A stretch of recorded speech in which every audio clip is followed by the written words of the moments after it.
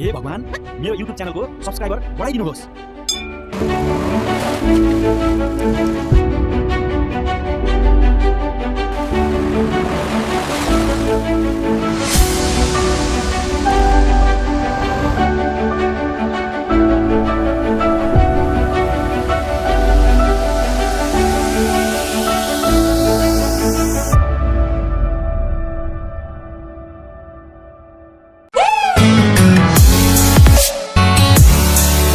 So hello and नमस्ते सबैजनालाई, welcome to my new video. आज चाहिँ हामी भैरवा टु सुपा देउराली जाँदैछौँ र म चाहिँ अमिषा एयर बस लिएर एकदम रेडी भएर जाँदैछु। अब चाहिँ हामी एकदम तेल हालेर जानुपर्छ। सो मैले चाहिँ गाडी सिधै पेट्रोल पम्पतर्फ लैजाँदैछु।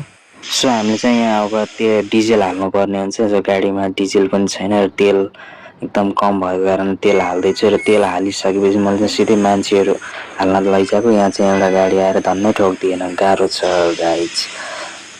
सो मान्छेहरूले चाहिँ मलाई अघि नै फोन गरेको। सो मैले चाहिँ गोली रफ्तार लिएर बस पार्कतिर गाडी लैजाँदैछु। र आजको टिप चाहिँ हाम्रो बवाल रहेको छ, किनकि मान्छेहरू रेडी हुनुहुन्छ र हाम्रो अमिषा एयर बस लिएर जाने भनेर एकदम एक हप्ता अगाडिदेखि बुकिङ थियो। सो मैले गाडी साडी रेडी गरेर डिजल हालेर सबै ओके गरेर गाडी चाहिँ रेडी पारेर राखेको थिएँ। र मान्छेहरू चाहिँ चढिसक्नु भएको छ। यहाँबाट हामी चाहिँ यहाँबाट अब हिँडिसकेछौँ बस पार्कबाट।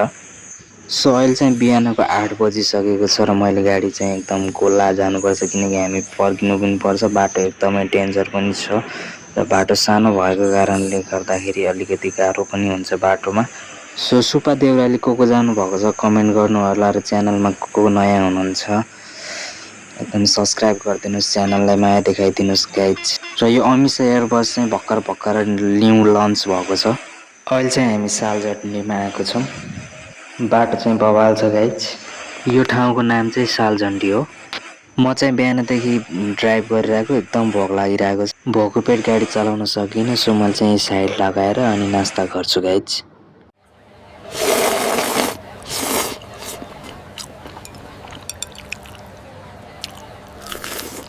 सो नास्ता चाहिँ धेरै मिठो थियो। र यो फोटोमा भएको चाहिँ हाम्रो साउनी हो। सो गाडी चाहिँ मैले एकदम सजाएको छु र यहाँबाट हिँडिसक्छ। नास्ता चाहिँ धेरै मिठो थियो, स्पाइसी। बिहानै चाउमिन र मोमो खाइदिएको, एकदम पेट फुल भइसक्यो। सो गाइज म चाहिँ गाडी अब गोल्ला कुदाउँछु। अहिले चाहिँ हामी गोरुसिङ्गा भन्ने ठाउँमा आइसकेछौँ र गाडी चाहिँ एकदम हिँडिरहेछ। हल्का पानी पनि परिरहेछ, फिर पानी परिरहेछ। सो गाडीलाई चाहिँ अब गोला जानुपर्छ हामी चाहिँ। बाटो चाहिँ अगाडि अफ रोड पनि छ र यहाँबाट चाहिँ पछाडि गाडीहरू पनि टन्नै आइरहेको छ गाइज।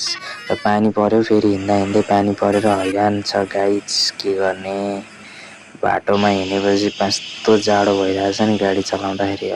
धन्नै इन्जिन तातेको छ र हल्का न्यानो भइरहेछ, नभए त गाह्रो छ गाडी चलाउन त यो जाडोमा, गाह्रो छ। सो गाडी हिँड्दा यहाँ बाटो चाहिँ अगाडि ब्लक रहेछ र कताबाट जाने त यता साइडबाट जानु पर्ला कि जस्तो छ। ब्याक गर्नु पऱ्यो गाडी चाहिँ, अगाडि बाटो रहेनछ। सो ब्याक गरेर जानु पऱ्यो। हिँड्दै ब्याक गर्दैछु। कोही ट्रक आयो, धन्नै ठगेन।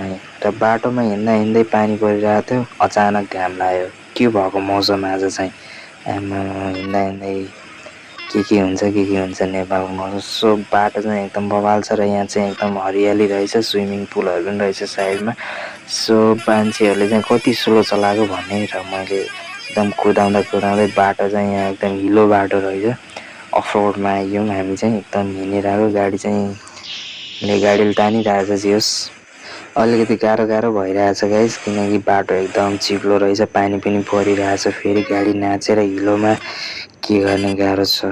अगाडि त डेन्जर हिलो छ त गाइजहरू। ल कसरी जाने, ल गाडीले जियोस् बल गरिरहेछ। ओहो हिलो, कति हिलो यहाँ, किन डेन्जर हिलो छ त गाइज। के हो, गाडी निस्किन्न कि के हो। बल्ल गाडी चाहिँ मैले निकालेँ र धेरै गाह्रो भयो गाडी निकाल्न। मन्दिर दर्शन गर्न जान चाहिँ साह्रो गाह्रो छ कि नेपालमा। यहाँनिरको बाटो एकदम अफ रोड रहेछ, धेरै अफ रोड रहेछ। उताबाट गाडीहरू पनि आइरहेको छ। धेरै पिच बाटोमा, हाइवेमा हिँडिरहेको भएर होला अलिकति यो बाटोमा चलाउन हल्का गाह्रो भइरहेको छ गाइज। तर पनि म कोसिस गरिरहेको छु, गाडी लिएर हिँडिरहेको छु, किनकि पहिला पनि पाहाडमा चलाएको एक दुईचोटि।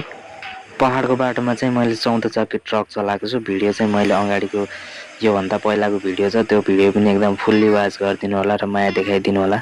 बस चाहिँ फेरि यहाँनिर पनि फस्यो गाइज। एकदम बाटो एकदम हिलो रहेछ, पानी परेको भएर एकदम गाह्रो छ गाइज। पानी परिरहेछ, पानी परेको कारणले हिलो धेरै भएर गाइज। ओहो, हिलो कति धेरै उडिरहेछ गाइज, गाह्रो छ, नेपालमा गाह्रो छ।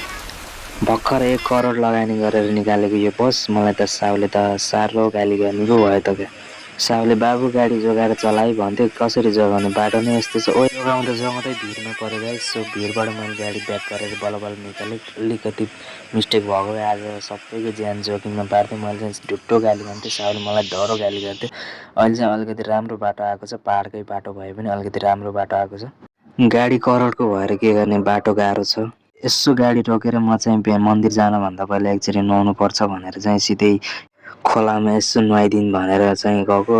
पानी चाहिँ धेरै चिसो रहेछ, मलाई त एक डान्स हान्न आयो। त्यसपछि म एकदम भिपोइङ हानेर टक्क लाएर रेडी भएर जाँदैछु। अब चाहिँ गाडी मैले लिएर हिँडिसकेँ, किनकि यात्रा चाहिँ धेरै लामो छ र हामी फर्किनु पनि पर्नेछ। सो गाइस, मान्छेहरूले धेरै कति स्लो चलाएको भने बाटोको अवस्था यस्तो छ, ड्राइभरको पीडा कसैले नबुझ्ने क्या।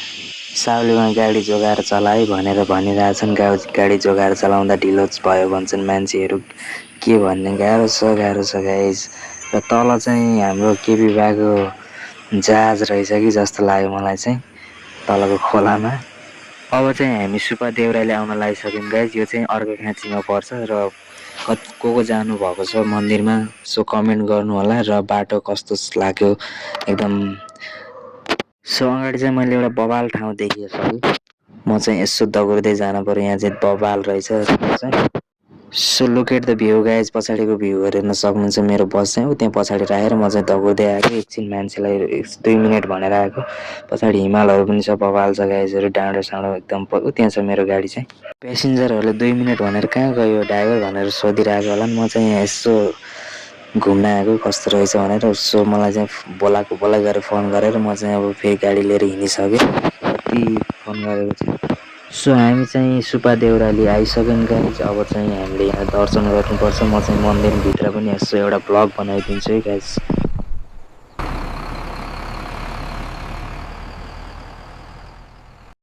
पूर्वकालमा एकजना मानिसले, हे सुपा देउराली माता, म लाहुरे बनौँ?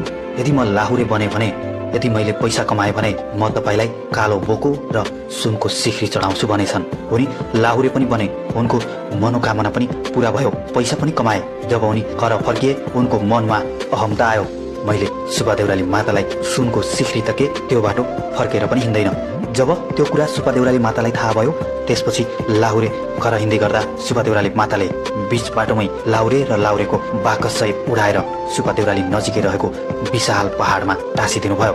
अनि त्यो लाहुरे त्यही। हे भगवान, मेरो युट्युब च्यानलको सब्सक्राइबर बढाइदिनुहोस्।